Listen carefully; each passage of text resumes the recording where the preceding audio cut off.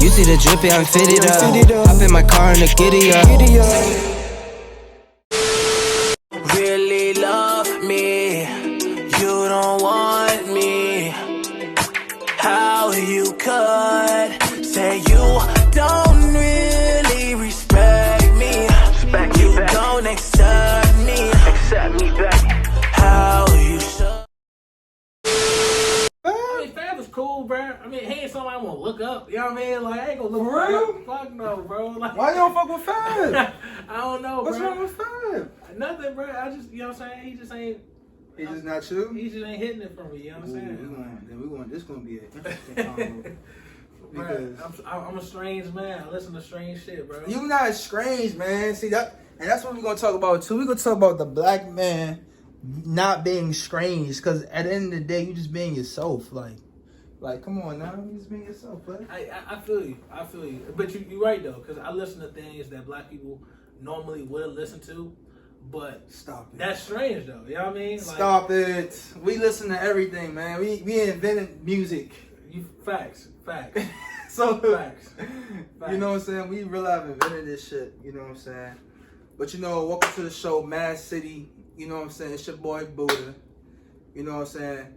This gentleman I got right here, this man is ultimately different.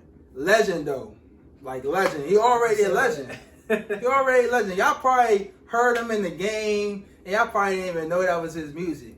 You know what I'm saying? This man realized doing this shit independently and doing this shit all on his own, and he pushing the culture, and he's showing y'all a different way of just trying to blend different sounds with different genres. He really in his own lane, in his own genre, doing shit.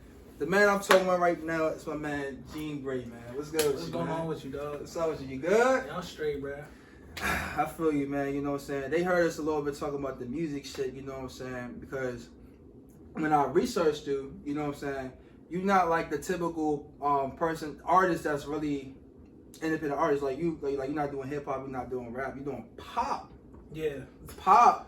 You know what I'm saying? That's a whole the dabble and stuff, you know. Right, because I heard a little bit of the songs, you know what I'm saying? I heard a little Afro beats. Yeah. You know what I'm saying? That's definitely my new lane, bro. Like, that's something I've been vibing with a lot, and I think I might just hammer in on that sound. Yeah. You like that? Like, yeah. You got any? Are you like African? Are you? I'm not at all. You're not? No, not at all, bro. I see you dancing all over there. I'm not African, bro. I'm not Jamaican. You know what I'm saying? It's just I just love that sound. Right. Yeah. I feel you. So like, let's talk about some things. Like, you know what I'm saying? Now, I did some research. You started doing music in 2017. Yeah, I would say I started doing it I would call it professionally, but yeah, I started doing it maybe like around going hard like around the end of my sophomore year. And so that's about 2017. Yeah. Okay, talk to us about the moment when you first fell in love to make music. Not even just listening to music, but when you made music. Like you like, damn. Like, bruh, I started writing. I started writing in middle school. That was around the time with Drake. When his song "Over" came out. Oh shit! Like, it's over, bro. I was like, damn. I looked him up, bro. I listened to all his freestyles, and I was like, yo, like this is a guy that's like making music for people that's not like. I'm a suburban kid, you know what I'm saying? And this is something that I can listen to and I can relate to. Right. You know what I'm saying? You know, I'm just starting to get into the whole trying to get girls and stuff. You know what I'm saying? And it's like you be in your bag, you know what I mean? Right. And he really put you there. Drake was really in his bag, and that's why he in his own lane. But like, now you from PG County, correct? Yeah. Okay, so like what part of PG County you from? Or you all around?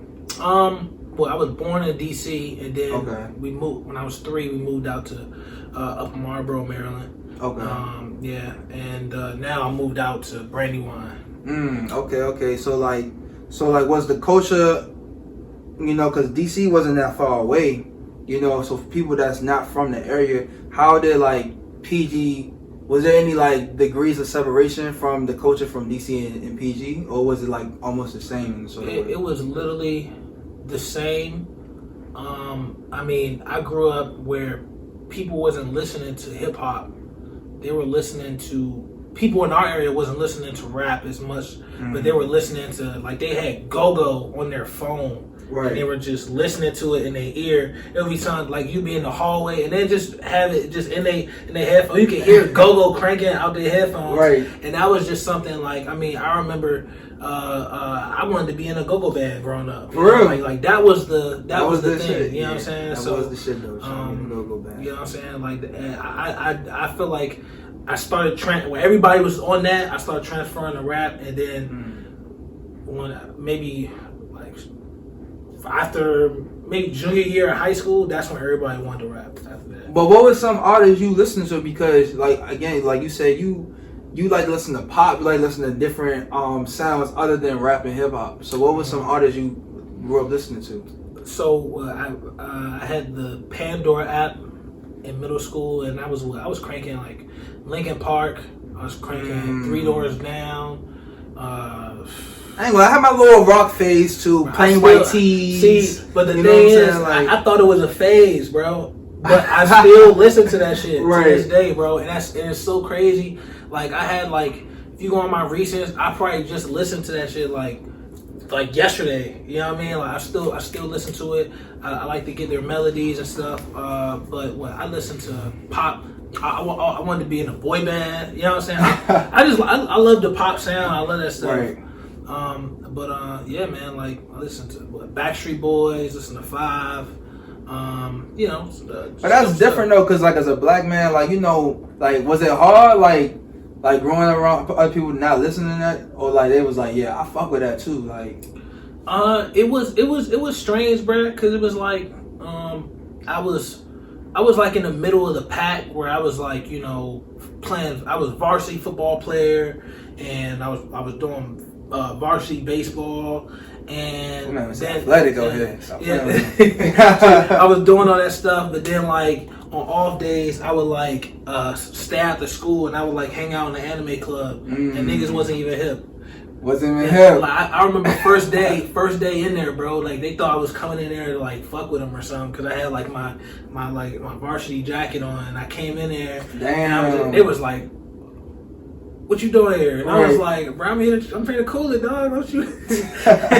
So like, you know, a lot of people don't really, they didn't really peep that I was that kind of guy where I was just with like different crowds. I could communicate just about anybody. Right.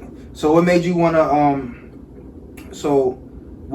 become like a rapper or an artist? You know what I'm saying? Like, what was it after high school? You like, when you was listening to the music, like, okay, maybe I can do it myself. Like, what made you realize you can start becoming one? I made my first mixtape my senior year in high school, but I was trying to be like more like hardcore rap, because that's like around that time with like, I mean, what, 20 like bars type shit? Yeah, like bars, like 2014, 2013. Okay. People were listening to, you know what I'm saying, like Wayne was still relevant.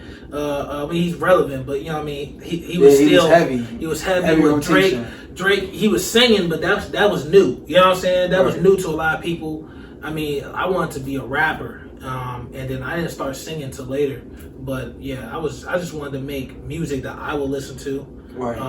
Everybody around me was listening to the Slutty Boys and Trail, which I listen to now. I find myself going back listening to them because it's like nostalgic, and I love it. But it's like, we're not gonna get that shit no more. Yeah. We're not gonna get that type of sound no more, bro. Like, you know, Trail's, I don't.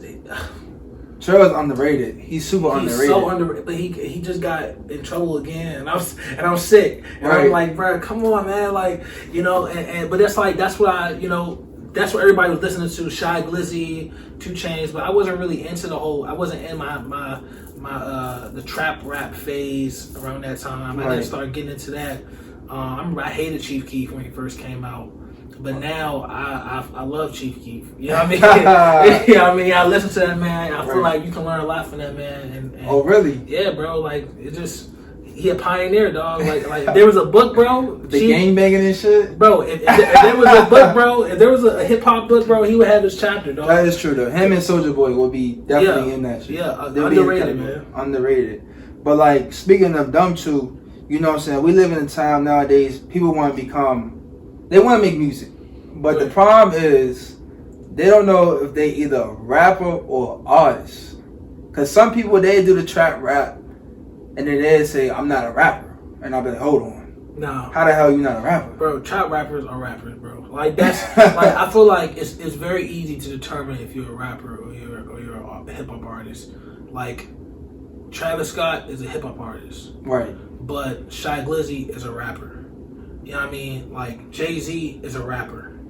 Eminem is a rapper. They not hip hop artists though? Bro, I would say like what's the difference between a rapper and a hip hop artist? I mean, or artist in general? Well, I would say a rapper is like somebody that's a wordsmith. You know what I'm saying? Mm-hmm. Like you're trying to wow me with your words. Right. You know what I mean? But I'm like a hip hop artist is just somebody that's trying to wow you with the sound of hip hop. You know what I mean? Like it could be how you're saying it on a certain kind of sound.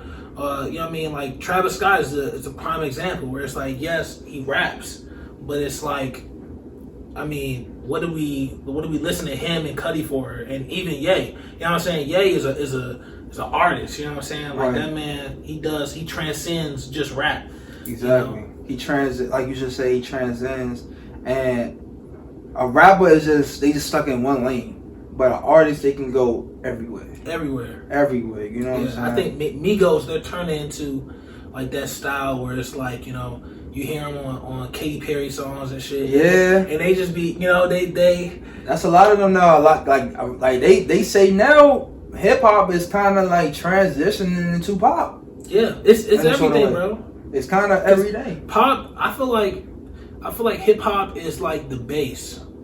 And everything is just taken from us. You know what I'm saying? Yeah. Like, people they got on Lil Nas X, but I mean, country music has been taken from like hip hop and R&B for a brick now. You know what I mean? So, I mean, it's really whatever we do is just sets the trend of how everything else is going to move.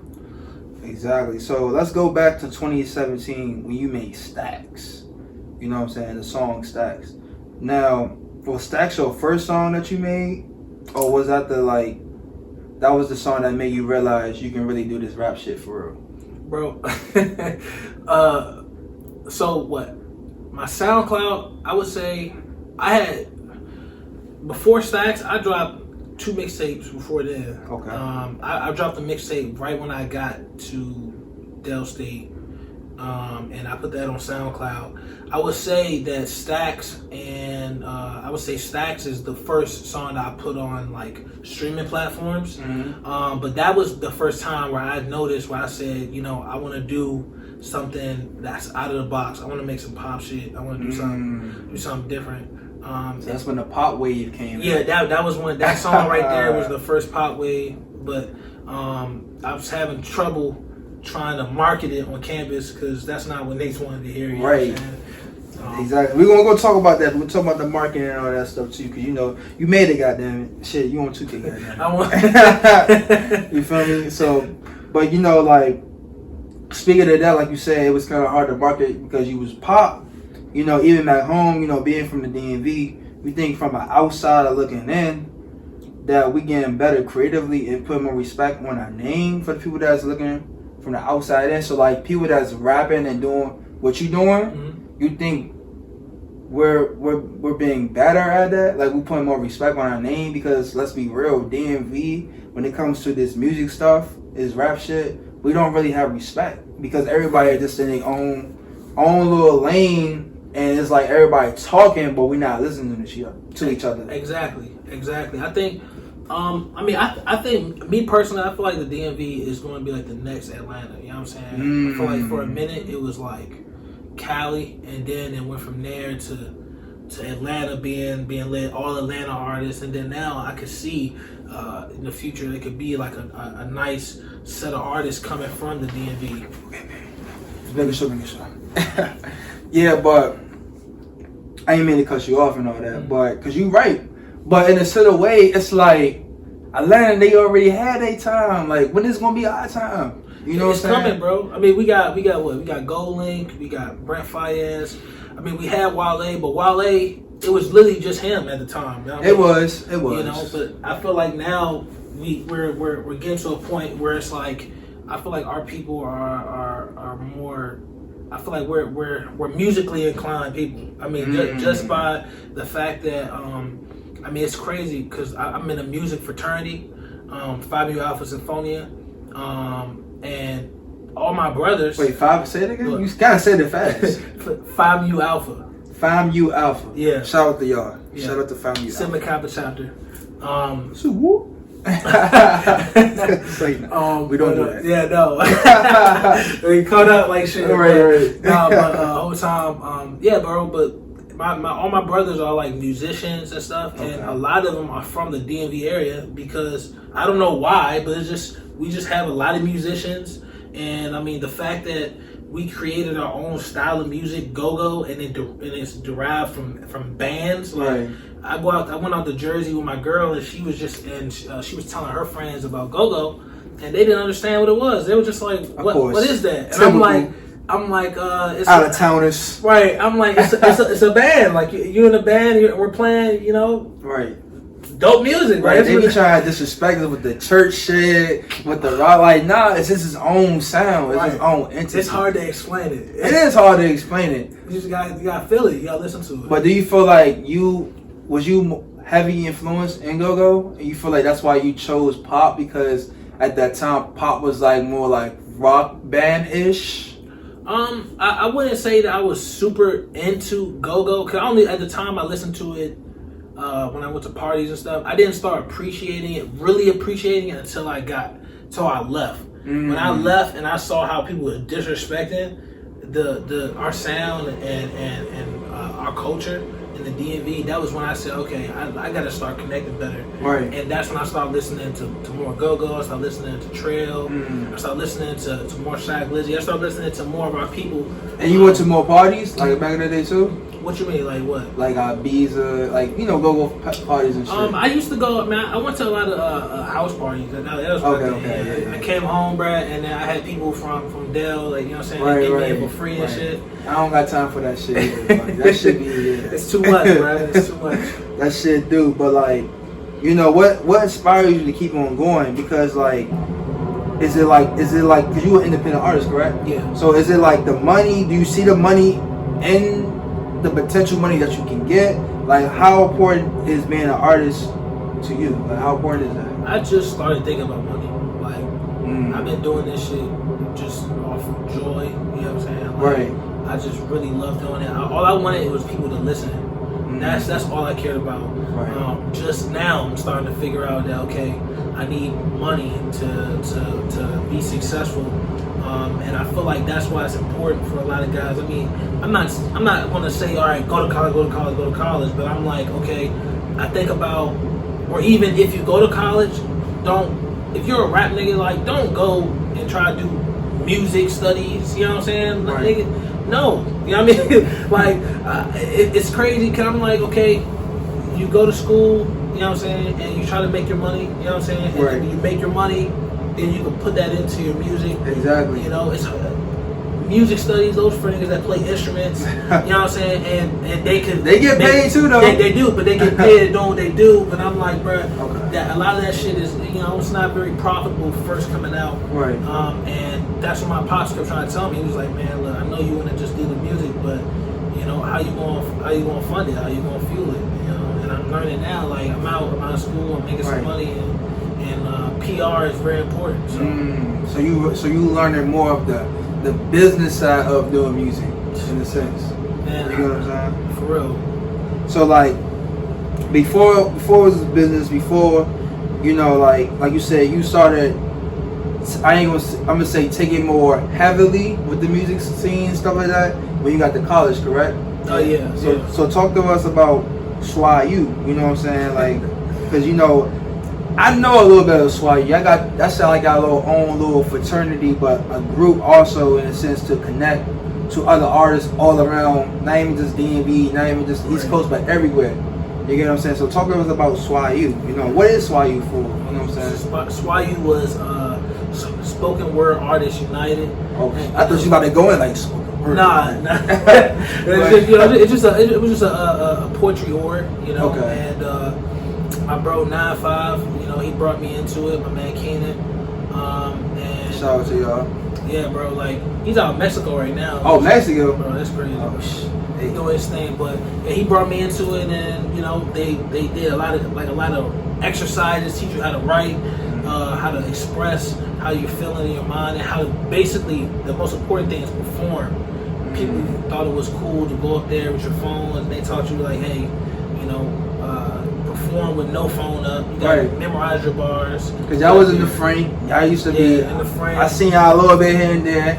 Y'all acapella. Yeah. You know what I'm saying? Yeah. So like you feel like that got you like more better as an artist creatively, like being in that 100%, bro. Every person that I know when I first got there, the group of artists that was there when I first got to DSU, all of them were extremely talented. Like Akila, she's Akila Divine now. I mean, she's killing it, bro. Like my man 9-5, bro. He always been a great spitter.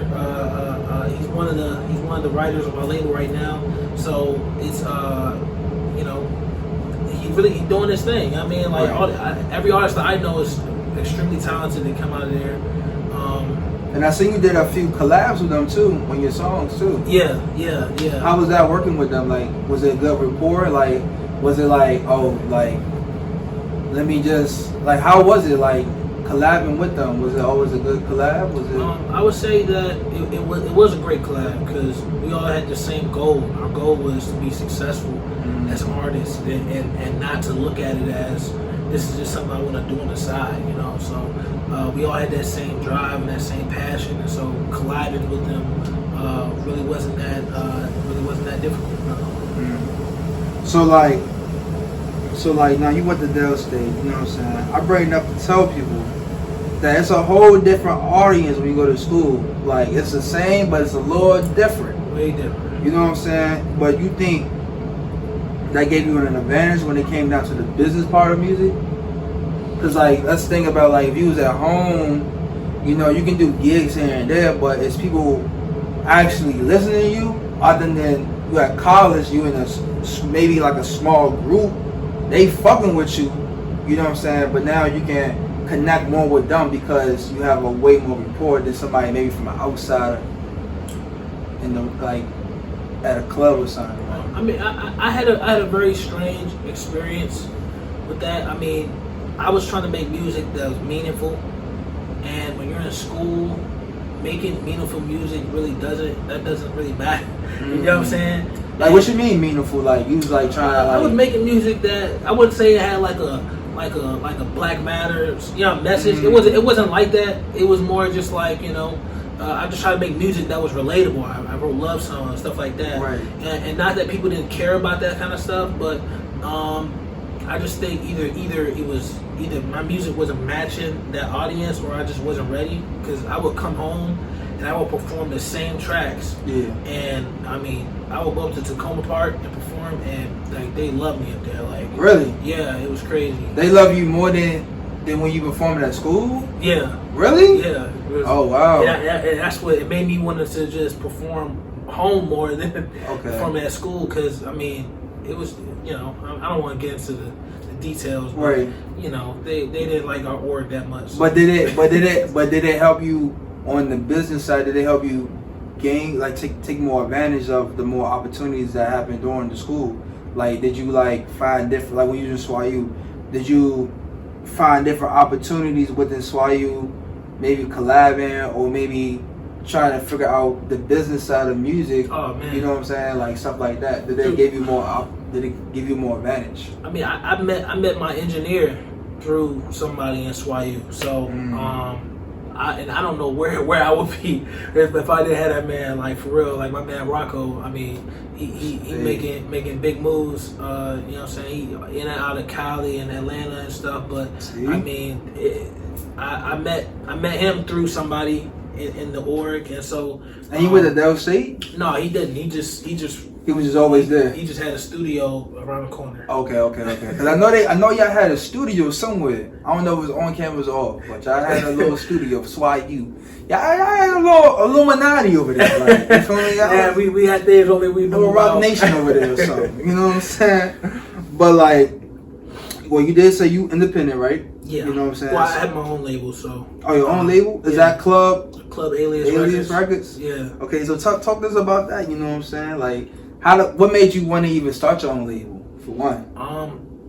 I wanted to be signed to an independent label, and then from there I wanted to get signed to a bigger label from there. But I had nobody wanted to pick me up, and it was strange to me. I couldn't figure it out. That's why I said, hey, I'm just make my own label, right? And from there, I just want to make music that matches, like. I don't want you to be you don't gotta be super duper talented, you know what I'm saying? But the whole idea is for you to make a vibe.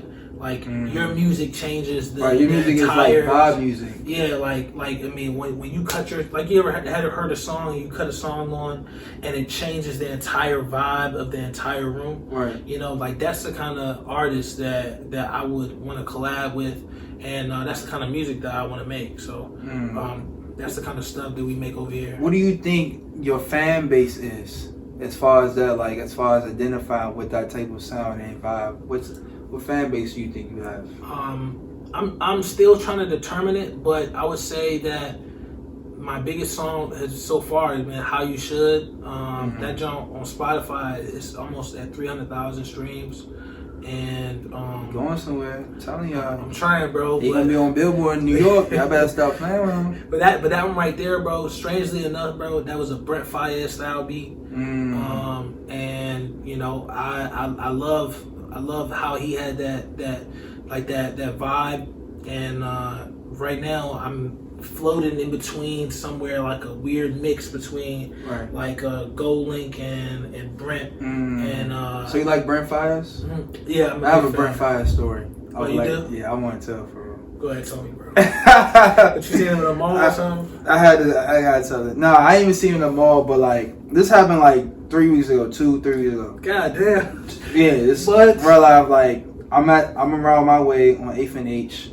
And like I'm going to the karaoke, I'm going to majors and shit. Shout out to y'all. I shouldn't even be shouting y'all, but like, you know what I'm saying. I went to majors. You know what I'm saying. I got me 4 wings and fries, and I'm going back. It's like a hole in the wall. Like it's called like water something. Like a little tavern for college students. You know what I'm saying. Right. It's like a hole in the wall, and I'm walking to the karaoke, and I see this dude.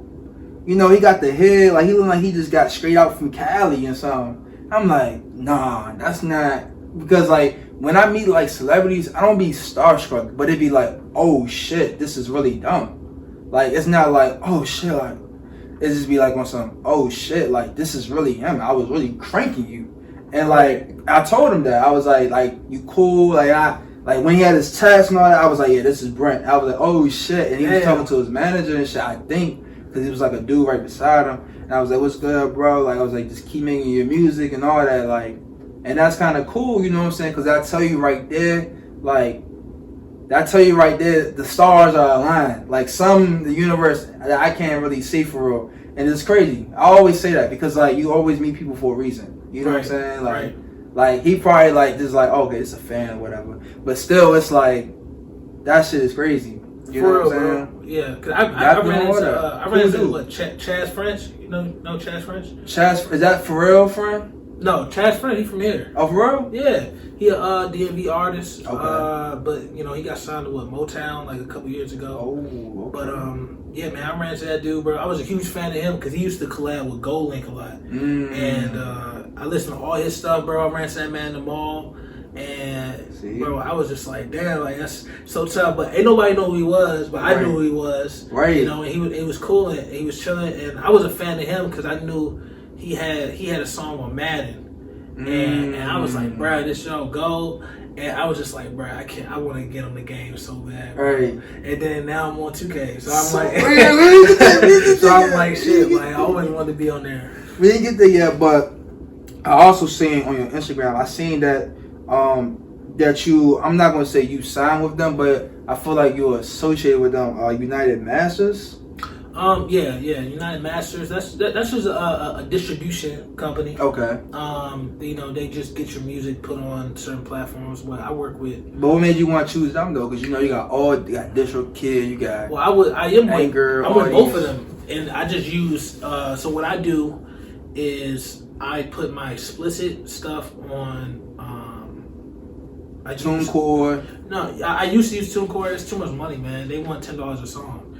DistroKid, it's like a yearly subscription type thing, but I put my explicit songs through DistroKid, and then I put my clean songs on United Masters, because you can submit them to like like you can submit them to 2K, you can submit them to ESPN, you can submit them to the NBA, so they can play it in the game, on the commercials and shit. Right.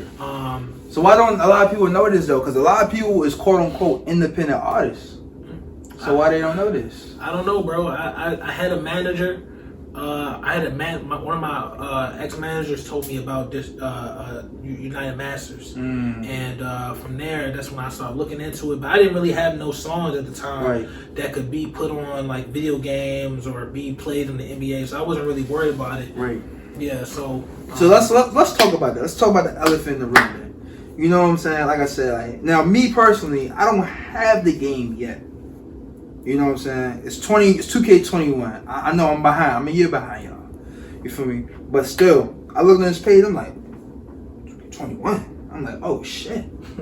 Like that's something big. Like, you know what I'm saying? A lot of people might not think it's big. A lot of people want to go to BT, Vision, all these other places. But when you want a game, like an international syndicate game, like everybody gonna hear your song. I know. I thought I was like, bro, like millions of people are hearing it. They gonna hear that, bro. I've had kids DM me and tell me how much they love my song, and I had people. I have a music video for the job. Like you could look me up on YouTube. And what song is it? Is it Nobody? No, How You Should. How You Should. I have a video from Nobody on there, but I also have a video for How You Should, and How You Should, the one that made it to 2K. Well, you could put a video on 2K.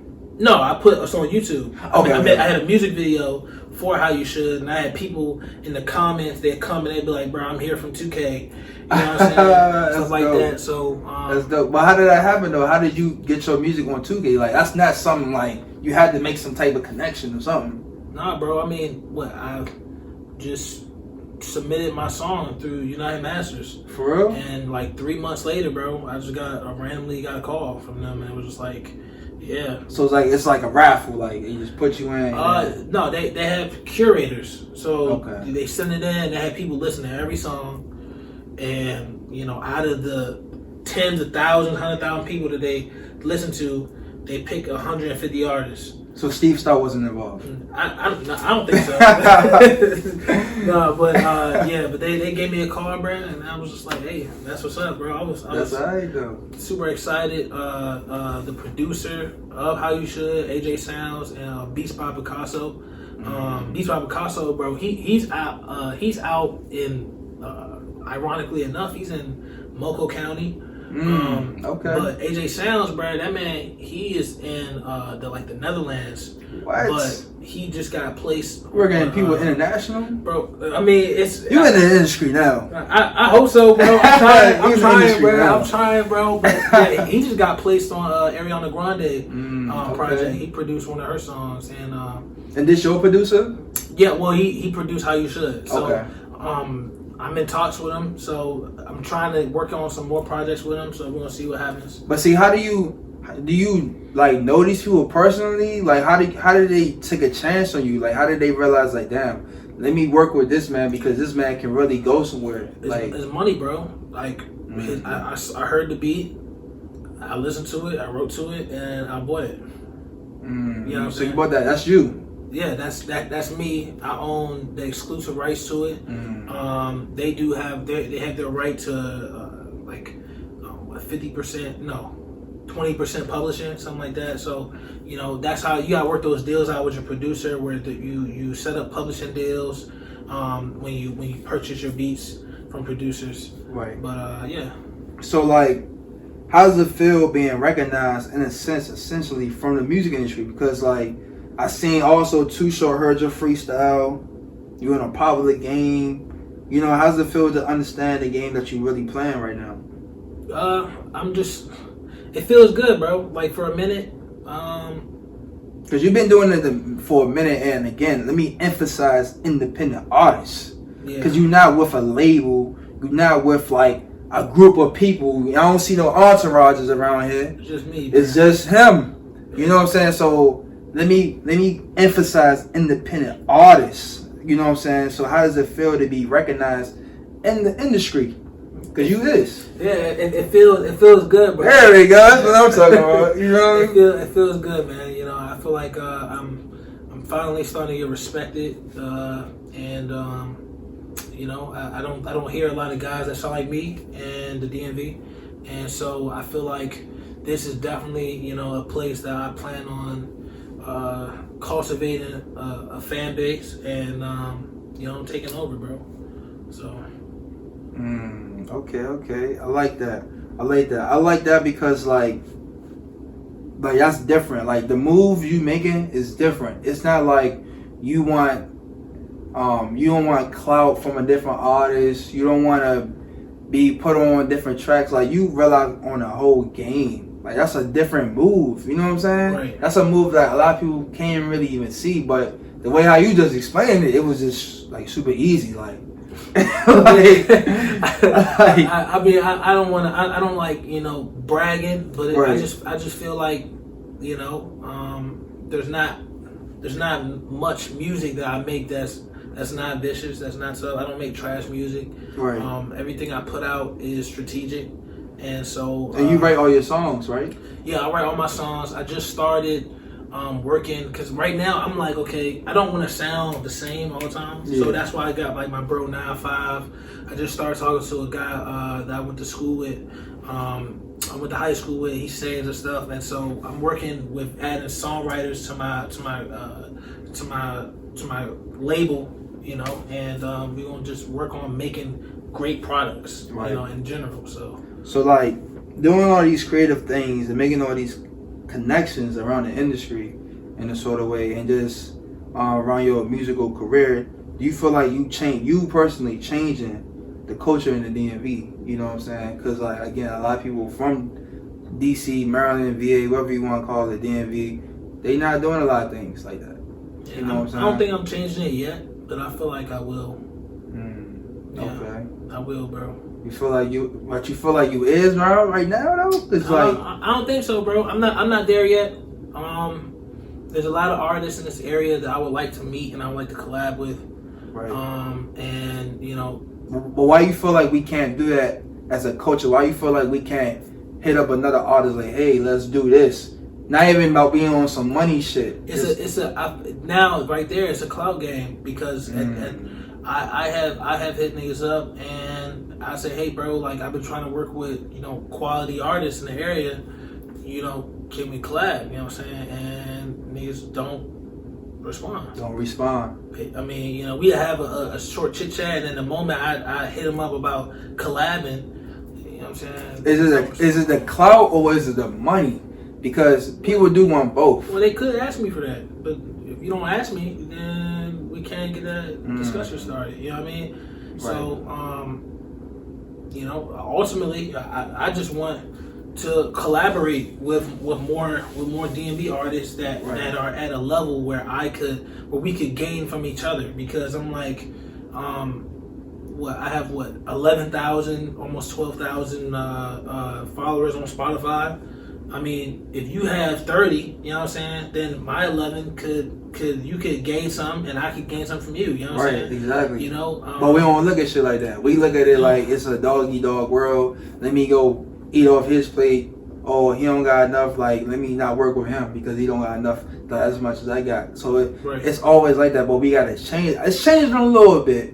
Yeah. But see, when the clout get involved, that's when it can affect either the money or it can affect the clout itself, because some people not in it for the business side. Some people not in it for the clout side. They just want to just make music. Like, that's the thing too. Like, it's about the purpose. Like, that's why I always ask artists when they come on the podcast, what's your purpose? Because like certain people got certain purposes. Like, certain people don't want to make money from it. They just want to just do it because they love to do it. But some people really want to make money from it, and that's all they about. It's just strictly business.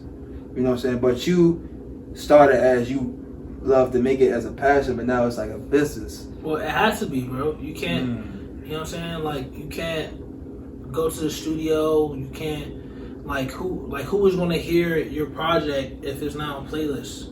You know what I'm saying? Like, What you mean on a playlist? Like on a DJ playlist or something? On Spotify playlist, bro. You know what I'm saying? Like, if there's playlists out here that have people that have, like, for instance, the 2K Next Gen playlist has all 150 songs of all the artists that made on there. 5,000 people follow that playlist and they listen to that playlist. You know what I'm saying? Yeah. You know what I'm saying? I mean, and there's other playlists that's like that where they have 20,000 people listening just to one playlist, and sometimes you'll have to pay the person that owns that playlist to put you on that playlist to get you in the vicinity of large families. You know, and that's just one tactic that you could use to get your music to the next level, but that costs money. Yeah, it does. So, is this a business that like you really have to put your money in it to gain more, or is it a business like, let me just do something that I love and eventually I can make money in it? This is the most expensive business in the world, bro. I mean, like, Coach K probably spent, you know, almost $2 million on the Migos before they blew up. So that's just what it is. $2 million? Damn. I would have just like, no, give me my $2 million back. Fuck that. they did though the whole time. So yeah. I mean, you know, me, I'm just like, it's about what success is to you. Because I'm like, if I was making, I'm happy if I'm making 150 grand a year and it's all straight from music. Like, if I'm making that kind of money and it's from something that I love, I don't need to be super high. That would be dope, you know what I'm saying? But I'm like, if I'm making, like, how much do you think, like Brent Fayez, you know what I'm saying? How much do you think he was making while he was touring already? You know what I'm saying? Like, that nigga was making a bag. You know what I'm saying? Compared to us, it was a bag. Well, he was spending the bag too, though. Yeah, you gotta put it in. You know what I'm saying? Right. You know, and it's like, for instance, or even if you want to talk about Nicki or whatever, you know what I'm saying? It wasn't like she was making no money and then she just shot up to millions of dollars. No, it was like she was making no money. Then she started making 70 grand a year off straight music. Then it went to 100, then 200, and then it shot. You know what I'm saying? So there's levels to it. If people don't understand, it's not either you're a millionaire or you're not. You know what I'm saying? Do you see yourself being signed to a label, or you just going to stay strictly independent? No, it depends on how things work out, bro. Because I mean, I see what guys are doing, like Tory Lanez, for example.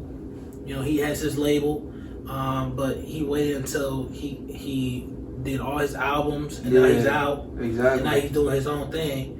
And, you know, I don't know if he has his masters or not, but I want my masters. So right. And you have yours right now, right? Yeah. Exactly. So, I mean, 21 Savage signed a deal, and he kept all his shit. So, you know, it's possible. I mean, it depends if the deal is right and what we can work out. Exactly. So, like, you know what I'm saying? Now, I see you put your Spotify rap for 2020 on IG, and you hit over 180,000. Let me be correct. 180,000. 188 to be exact, correct? Yeah. To be exact. At the time. At the time. So that shit probably like 400 now. Because of the 2K playlist has been doing some stuff, so yeah, it's probably like 400,000. Let's say that. You know what I'm saying? 400,000. I hope so. You know what I'm saying? But first of all, congratulations on that. Thank you know what I'm saying? For sure. You know what I'm saying? Because, like, again, I got to emphasize you as an independent artist. You know what I'm saying? So how does it feel to be an independent artist to have that milestone? Because it took you time too. Yeah. You know what I'm saying? Talk about the time too, because people think this is a boom, boom, boom, boom. Like, you do it for a year and like boom. Bro, it's still like I'm still nowhere near where I'm supposed to be. Like, I mean, the trajectory I would love to be on by next year, but realistically, I probably won't be on until I'm like 26, 27. You know what I'm saying? Yeah. And that's just the reality of the thing. And I started. I mean, you could say I started my sophomore year in college, but I started 2 years before that. You know what I'm saying? Exactly. So, when you was actually putting the work in, like when nobody actually seen you putting the work in. Right. You know what I'm saying? Right. You You know what I'm saying? Many years of getting clowned, many years of just listening and trying to study. You know what I'm saying? It's many years, bro. Right. So what kept you going? Because like at the time, like pop, like you still doing pop, and like people might not jiggy with it, but you like, you know what? I can jiggy with this shit.